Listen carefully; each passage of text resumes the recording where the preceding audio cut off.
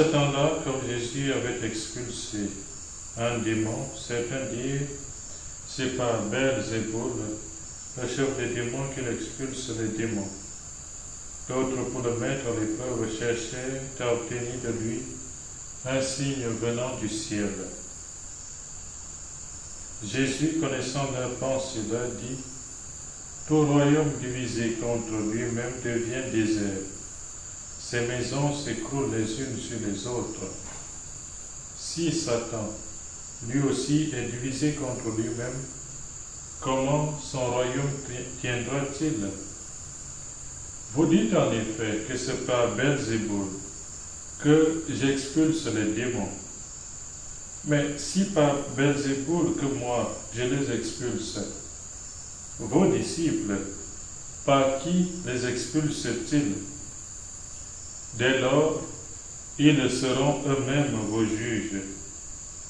En revanche, si c'est par le doigt de Dieu que j'expulse les démons, c'est donc que le règne de Dieu est venu jusqu'à vous. Quand l'homme fort et bien armé garde son palais, tout ce qui lui appartient est en sécurité. Mais si un plus fort survient et triomphe de lui, il lui enlève son armement auquel il se fiait et il distribue tout ce dont il l'a dépouillé. Celui qui n'est pas avec moi est contre moi. Celui qui ne rassemble pas avec moi disperse. Quand l'esprit impur est sorti de l'homme, il parcourt des lieux arides en cherchant où se reposer. Il ne trouve pas. Alors il se dit, je vais retourner dans ma maison d'où je suis sorti. En arrivant, il la trouve balayée et bien rangée. Alors il s'en va. Et il prend d'autres esprits encore plus mauvais que lui, au nombre de 7. Ils entrent et s'y installent. Ainsi, l'état de cet homme-là est pire à la fin qu'au début. Acclamons la parole de Dieu. Louange à toi, Seigneur Jésus. Frères et sœurs, aujourd'hui, malgré tout le bien que le Seigneur fait, depuis qu'il nous a enseigné sa prière, depuis que hier, il nous exhorte à demander, à chercher et à frapper afin de recevoir, afin de trouver, afin que l'on nous ouvre la porte. Après avoir exhorté tout ce peuple, Jésus aujourd'hui se confronte en face des gens qui ne croient pas assez en lui, ou du moins en face des contradicteurs qui vont le mettre à l'épreuve. Une des épreuves qu'il tente ou qu'il lance à Jésus, c'est d'affirmer en fait que tous les gestes, toutes les paroles et tous les miracles qui accompagnent les gestes et paroles de Jésus sont l'œuvre du démon. Ils disent donc en réalité que Jésus se servirait des mauvais esprits pour réaliser ce qu'il réalise, ce que sa parole réalise dans ses actes. Et là, chers frères et sœurs, c'est une accusation qui est difficile à porter, mais le Seigneur va tout de même inviter son auditoire à entrer en lui-même et à se poser des questions. Il prend notamment l'exemple de ce roi qui doit protéger son palais. Il doit disposer des armes nécessaires pour protéger ses palais.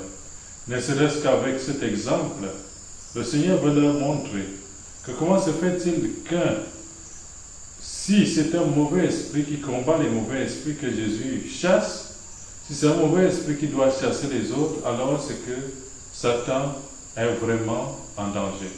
C'est que son royaume est vraiment divisé. Et il le montre clairement en disant que de même nous aussi, dans notre vie concrète, lorsqu'on n'est pas unis, en commençant par la famille, lorsqu'on n'est pas unis dans notre lieu de travail, lorsqu'on n'est pas unis dans le couple, le mariage, alors il y a de fortes raisons que l'on se disperse et qu'il y ait des divisions. Et c'est ce qui arrive justement lorsqu'on ne s'entend pas et qu'on n'est pas avec Dieu. Mais tout groupe humain, tout groupe social, notamment fait des efforts pour ne pas combattre les membres du groupe. Les membres d'un même groupe font toujours un effort d'éviter le pire. Et lorsqu'il y a des malentendus, on essaie de s'asseoir pour régler les soucis. Donc, si c'est bien par Belzéboul que Jésus, lui, expulse les démons, alors il y a un véritable problème et il y a un quiproquo au niveau des paroles qui sont jetées à l'encontre de Jésus. Mais ce que Jésus veut nous dire plus profondément encore dans cet évangile, frères et sœurs, c'est que nous devons être disposés intérieurement et même extérieurement à recevoir la grâce de l'Esprit Saint.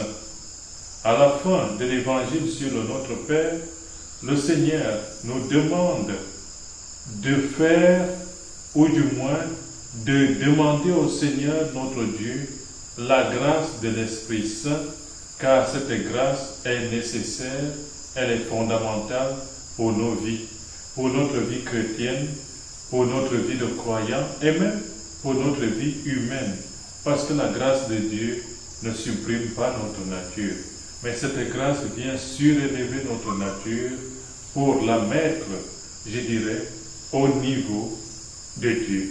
Et c'est Dieu qui, par sa toute puissance, nous élève à lui. Donc, ce que nous devons apprendre de cet évangile, c'est que l'Esprit Saint lui-même nous donne la force d'être victorieux dans les combats. C'est ce même esprit qui a accompagné notre Seigneur dans son apostolat. C'est le même Esprit Saint que nous devons demander quotidiennement pour que nos actes, nos paroles soient réellement conformes à la volonté de Dieu. Prions les uns pour les autres, frères et sœurs, une fois encore, en ce mois où nous fêtons la Vierge Marie d'une manière particulière, où nous célébrons le mois du rosaire, demandons une fois de plus à la Vierge de venir nous aider pour être comme son Fils, à l'image de son Fils, victorieux de tous ces mauvais démons qui nous englobent ou qui nous entourent au quotidien, qui cherchent leur proie, qui cherchent à nous dévorer quotidiennement pour nous écarter du chemin que le Seigneur nous a montré. Que le Seigneur soit avec nous tous et que la Vierge Marie nous aide à y arriver. Amen.